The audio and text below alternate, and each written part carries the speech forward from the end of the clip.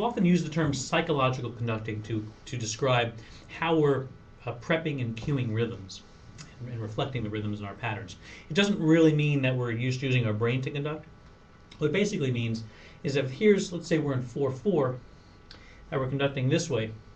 If the rhythm is da, da, da, to beat emphatically every one of these 4 beats doesn't really make sense because the music is not going da, it's just going dum, dum. So I'm only prepping the beats that have some sort of rhythmic action on it. We call that psychological conducting. It's a term that Elizabeth Green, very famous conducting teacher from the University of Michigan years ago, came up with.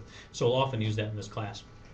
To isolate what it is, it still has those 3 elements that we've talked about in other videos about an upbeat, an ictus, and a rebound, meaning a preparation, the event itself, and then the resolution or rebound from that event. All 3 elements are there.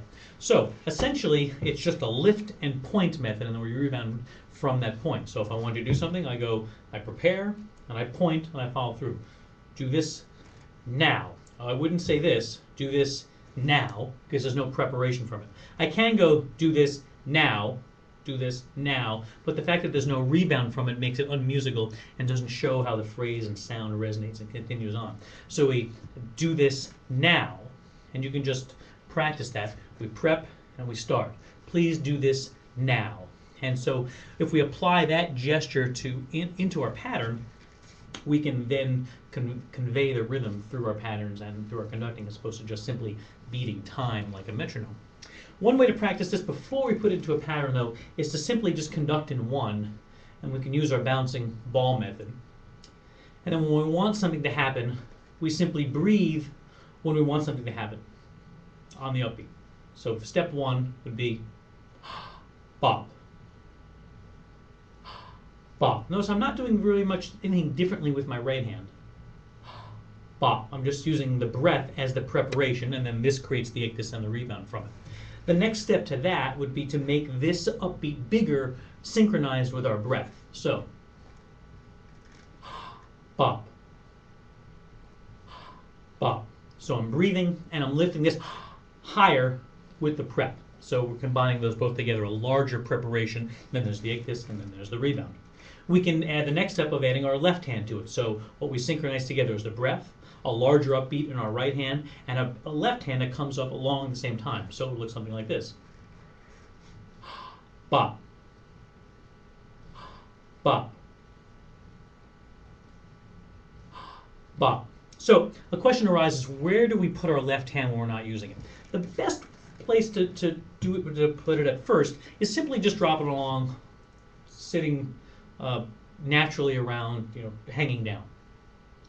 And then, so when we want to use it, it simply just pops up at the same time. And we can just practice that. Pops up at the same time.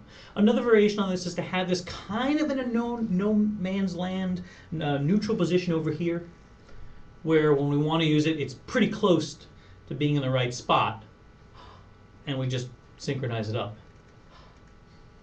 The most exaggerated version of that is kind of the pre-preparation, and we'll use this term occasionally, meaning we have it here, we want to say, hey, something's about to happen, and now it happens. It's kind of a pre-prep. Nothing's happening, business as usual. Something is happening, get ready, it's going to happen about now, and then we synchronize all 3. So we're essentially prepping the prep. Don't overuse that, and you can actually have it just kind of float up. Ready, boom, and then have it go. I would practice this simply in a 1 pattern or even a no pattern. Just bounce wherever you want as long as it's along our plane, and just practice thinking bop. Really all we're doing is practicing how to cue. But really what cueing is just starting a piece or ending a piece. It has the same 3 elements to it that those all do. So the final step in this would be to put it into a pattern. Let's say we're in a 4 pattern. 1, 2, 3, bum. And we just lift the left hand and the breath when we want it.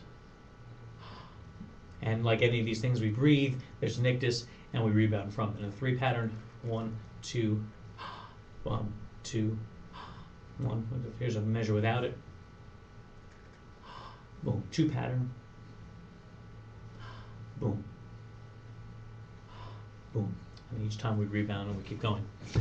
Also involved with this is our eye contact. There's that sense of ready, set, go.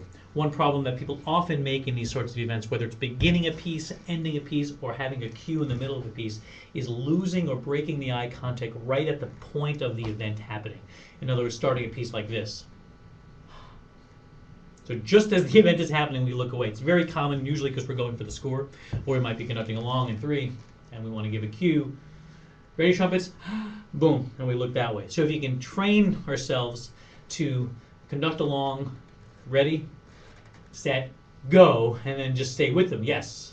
And don't look down or away from whatever you're cueing, whatever you're initiating, until 1, 2, 3 beats after the event happens, and then we can look away to worry about another event that we're going to be cueing.